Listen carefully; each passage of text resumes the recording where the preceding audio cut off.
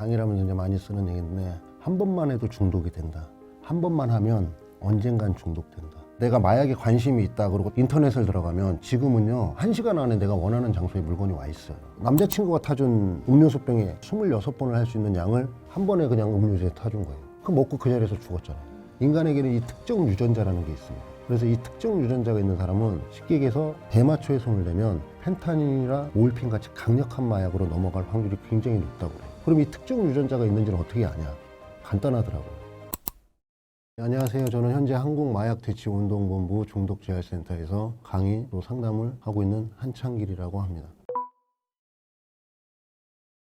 내가 마약에 관심이 있다 그러고 인터넷을 들어가면 지금은요, 1시간 안에 내가 원하는 장소에 물건이 와 있어요. 옛날 같은 경우에는 마약에 대해서 아는 사람들만 소개로 이렇게 했다고 그러면, 지금은 본인이 원하면 을 들어가서 딜러를 찾아서 그 사람이 시키는 대로 송금을 하거나 비트코인으로 돈을 보내고 나면 본인이 어디에 살고 있는지만 딱 알려주면 나하고 제일 가까운 지역에 물건을 갖다 놓는다고요. 그럼 거기 가서 물건을 갖고 와서 약을 하는 시간, 1시간이면 충분하다는 얘기예요. 1시간 정도면 본인이 원하는 장소에 물건을 받을 수 있는 그런 세상이 돼버린 거죠. 그래서 저는 뭐라고 말씀드리냐면, 이제는 본인이 본인을 지켜야 되는 시대가 됐다. 각종 마약에 노출이 되기 시작을 하면 단 한 번만 사용을 하더라도 중독에 빠져들게 되고 굉장히 악순환적인 상황들이 계속해서 이제 발생을 한다고 볼 수가 있겠죠. 손만 뻗으면 약물을 구할 수 있는 세상이 돼버렸다는 게 저는 너무너무 좀 안타깝다라는 생각이 좀 많이 들죠. 대한민국이 예전에는 쉽게 얘기하면 이제 마약의 정유지라고 표현을 많이 했어요. 트라이앵글 지역에서 우리나라를 거쳐서 일본이나 뭐 다른 나라로 이렇게 마약을 공급을 했다 그러면, 지금은 거의 뭐 소비국이 돼버린 상태예요. 그리고 마약 단가가 세계에서 가장 비쌉니다. 그러니까 걸리더라도 한 번만 성공하면 이익을 충분히 얻을 수 있다라는 생각. 지금은 무분별하게 많이 들어오는 상황이 돼요. 북한산 뭐 중국에서도 또 많이 들어오고, 마약을 만드는 뭐 캄보디아나 트라이앵글 지역 있는 쪽 그쪽에서 이제 많이 들어오는 경우가 많죠. 국가적으로도 이런 대책을 세워야 되고, 저는 예방 교육이 정말 필요하다고 생각하는 사람 중에 한 사람이거든요. 작년 한 해 밀수입되는 거 검거한 것만 해도 3.3톤이 어마어마한 양입니다. 걸린 것만 3.3톤이지 만약에 예를 들어서 안 걸린 거를 추산한다 그러면 그것도 어마어마한 양이 될 수가 있죠. 모르는 사람이 주는 건 절대 먹으면 안 됩니다. 자, 예를 들어서 숙녀분, 여자분들이 이렇게 이제 클럽을 갔어요. 정말 마음에 드는 오빠가 있어. 근데 이 오빠가, 이거 오빠가 사주는 거니까 한 잔 마셔. 피로회복제야, 비타민이야. 그리고 그런 걸 줬을 때, 마셨을 때, 거기에 이제 소위 얘기해서 이제 전문 용어로 저희가 이제 몰래 라고 표현을 합니다. 몰래 마약을 타서 주는 거예요. 청소년 같은 경우에는 SNS에서 피로회복제다, 다이어트제다 이런 걸로 유혹을 해서 만나서 사용을 하고 난 다음에 중독에 빠져서 쉽게 해서 안 좋은 대상이 되고, 일부 학생들 같은 경우에는 이제 고수익 알바 이런 상황에서 이제 드러퍼를 시작을 하는 친구들도 있지만, 드러퍼를 하다가 다시 또 약물로 넘어가는 경우, 계속해서 안 좋은 그런 상황들이 많이 연출이 되죠. 그래서 나도 모르게 접했던 게 중독이 되면 그다음부터는 이제 본인이 계속해서 찾게 되는 그런 상황이 돼버리는 거죠. 굉장히 악순환적인 상황들이 계속해서 이제 발생을 한다고 볼 수가 있겠죠. 이제는 내가 나를 지켜야 되는 세상이 돼버린 거예요. 약물을 안 하기 위한.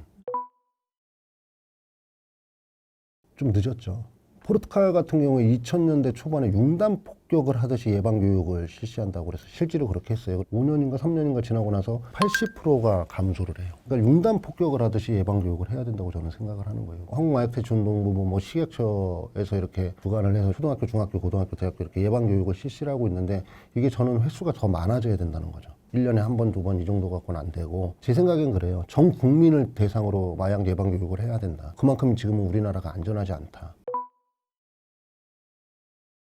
강의라면서 이제 많이 쓰는 얘기인데, 한 번만 해도 중독이 된다. 한 번만 하면 언젠간 중독된다. 물론 안 될 수도 있어요. 근데 그건 극히, 약물이 안 맞는 분들이 가끔 계시거든요. 그런 분들은 안 할 수 있겠죠. 근데 웬만한 사람들은요, 다 맞아요. 인간에게는 이 특정 유전자라는 게 있습니다. 그래서 이 특정 유전자가 있는 사람은 쉽게 얘기해서 대마초에 손을 대면 펜타닌이나 모르핀 같이 강력한 마약으로 넘어갈 확률이 굉장히 높다고 그래요. 그럼 이 특정 유전자가 있는지는 어떻게 아냐? 간단하더라고요. 담배, 커피, 술 끊으려는데 못 끊어.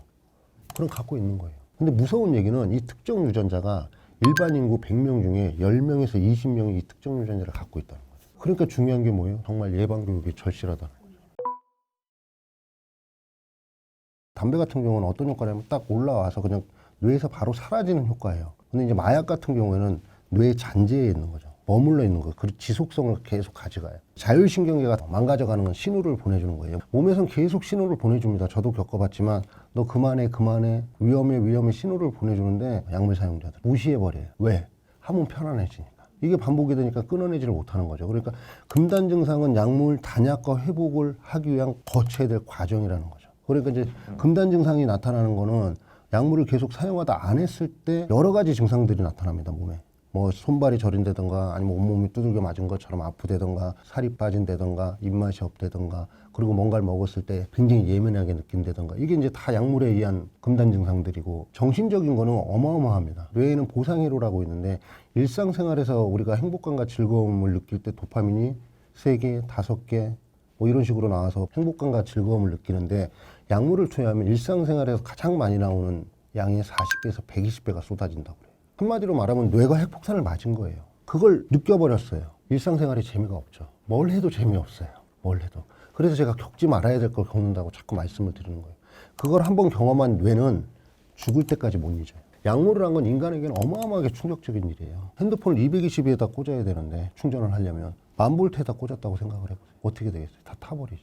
우울증이 나타나는 게 이제 도파민 결핍에 의해서 이제 나타나는 것들이거든요. 그러니까 막 쏟아져 나왔던 게 더 이상 나올 게 없어요.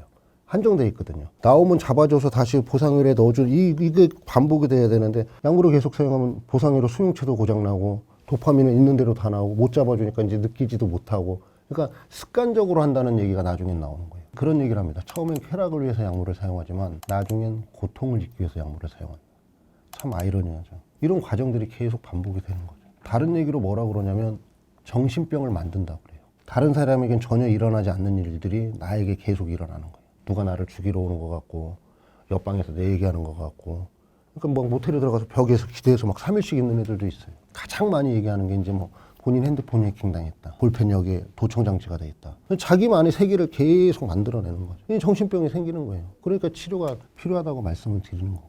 오버도즈라고 그래서 약물을 갖다 적정량을 해야 되는데 많이 하는 친구들. 요새 친구들은 또 약물에 대해서 잘 몰라요. 알고 해야 되는데 모르고 하니까 더 위험하다는 거죠. 결국엔 잘못하면 죽는다는 거예요. 2g이면 필로폰 2g이면요 26번을 할 수 있는 분량이에요. 그래서 실제로 남자친구가 타준 음료수병에 26번을 할 수 있는 양을 한 번에 그냥 음료수에 타준 거예요. 그럼 먹고 그 자리에서 죽었잖아요. 그러니까 모르고 그렇게 사용을 하면 정말로 치명적이라는 거죠.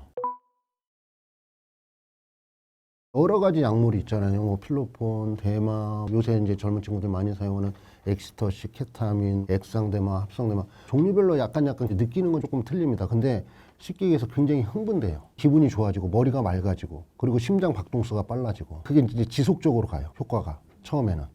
근데 이제 그게 뭐 이틀, 3일 막 그렇게 가는 게 아니라 한 하루 정도면 이제 엑스터시 같은 경우는 3시간에서 한 5시간의 지속 효과가 있고 약물마다 조금씩은 다르지만 그런 증상들이 나타나면 내가 약물에 노출이 됐다라고 판단을 하시는 게 좋죠. 응급실을 찾아간다거나 아니면은 이제 물을 좀 많이 희석이 돼야 되기 때문에 빨리 이제 배출을 해야 되니까 물을 많이 마시라고 이제 표현을 합니다. 물을 많이 마시고 몸을 좀 안정시킬 수 있는 장소로 노출시키고 그리고 이제 134라고 있습니다. 자살 예방센터처럼 마약 콜센터가 생겼어요. 전문 상담원분들이 계셔서 정말 내가 중독이 된 것 같다. 야기하고 싶은 갈망이 온다. 어떻게 대처하세요. 뭐 자세하게 이제 설명을 해드리니까요. 134를 적극 활용하시는 것도 항상 말씀드리고 싶은 건 도움받으라고 말씀을 드리고 싶은 거예요. 도움받으시라고.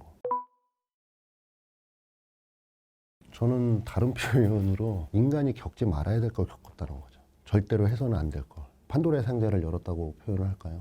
내가 그만해야지 하고 안 할 수 있으면 마약이라고 안 하겠죠.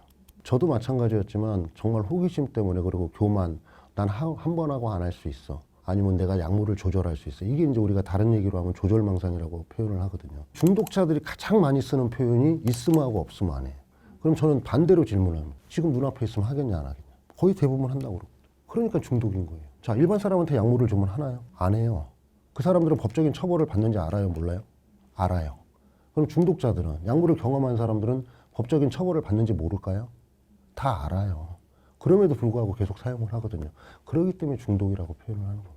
저한테 프로그램을 듣고 수감 생활을 하고 이제 출소한 친구들 얘기를 들어보면 그 안에서 또 커넥션이 이루어져서 실제로 출소하는 날 앞에 약을 들고 오는 친구들도 있어요. 그걸 이제 다른 얘기로 하면 이제 출소라고 얘기를 하는데 나오자마자 또 사용을 해서 바로 잡혀서 들어가는 친구들도 있고 그걸 또 이겨내고 센터나 다르크나 이런 곳을 찾아서 회복을 잘해가는, 단약을 잘해가는 그런 친구들도 있고. 그러니까 이게 의지만 갖고는 안 된다고 얘기를 하거든요.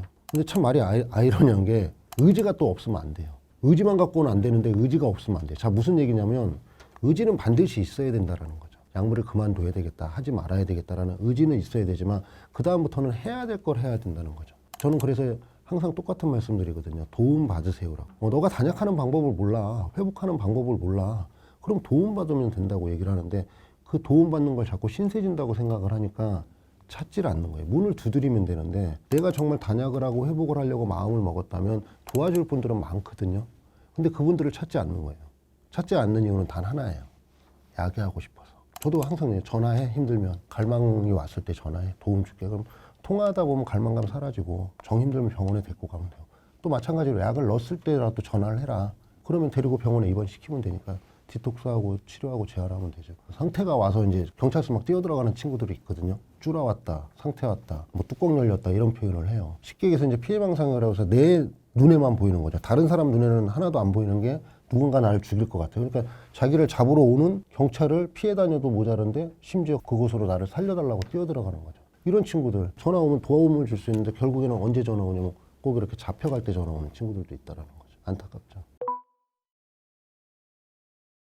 간약, 말 그대로 약을 멈춘다는 얘기예요. 죽어야 끝난다고 저희가 표현을 하거든요. 있으면 하고 없으면 하는 이런 조절망상을 계속 갖고 있고 보이면 하는 게 약물 사용자들의 특징입니다. 그러면 내가 약을 안 해야 되겠다고 마음을 먹었다, 단약을 해야 되겠다. 이게 언제 끝나냐? 죽어야 끝난다는 거죠. 한번 경험을 해서 트라우마가 생겨서 계속해서 떠오른다는 거죠. 3년 만에, 8년 만에, 심지어 20년 만에도 재발을 해요. 교육받는 대상자 중에 한 분이 자기는 정말 약물을 할 이유가 하나도 없었대요. 10대, 20대 때 약을 하다가 결혼을 해서 행복하게 가정을 꾸리고 정말 행복한 삶을 살고 가게도 잘 되고 막 수입도 굉장히 많아지고 근데 하루는 부모님이 시골에 갔다 올라오다가 교통사고로 그 자리에서 두 분 다 돌아가셨다는 거예요. 약 생각이 확 올라온다. 그래서 재발을 하는 거예요. 정말 20년 동안 단약을 열심히 하고 일상생활을 다시 할 수 있는 상황이 됐음에도 불구하고 어떤 트리거가 탁 와서 부딪혔을 때 다시 내가 약물하는 선택을 할 수밖에 없다. 한번 경험한 약물은 죽을 때까지 계속 반복적으로 사용을 할 수 있기 때문이라고 말씀을 드리는 거예요. 마약 중독 전문 병원을 찾아가셔야 돼요. 일반 정신과가 아닌 정말 마약 중독 전문 병원을 찾아가서 거기서 상담을 통해서 처방하는 약물로 인해서 그리고 또 프로그램을 통해서 이런 여러 가지 방법들을 통해서 충분히 치료와 재활을 할 수 있는 것들이 있습니다. 근데 그걸 모르기 때문에 선택을 못 하는 거예요. 그나마 감사한 게 요새는 이제 교도소 법무부하고 병원하고 연계가 돼서 회복이음이라는 이제 교도소 프로그램을 다 듣고 가석방을 주면서 그 친구들이 이제 병원으로 연계가 돼서 또 치료 재활 잘하는 친구들도 있습니다. 그래서 알아야 되는데 아직까지 제가 볼 때는 홍보가 너무 안 돼 있어요. 우리나라에서 마약을 치료하는 병원도 그렇게 많지 않고 그래서 이런 것들이 체계적으로 하나씩 만들어 가져야 되지 않나라는 생각을 합니다. 그게 이제 몰라서 그러는 거거든요. 익명을 다 보장해 줍니다. 정말 내가 원하지 않은 상태에서 한 경우엔 피해자잖아요. 피의자가 아니라 피해를 본 거잖아요. 그런 분들은 구제해 주려고 노력을 하죠. 그래서 마태본부나 그런 분들이 찾아오면 적극적으로 익명을 보장을 해주고 치료와 재활에 도움을 드리고 있습니다.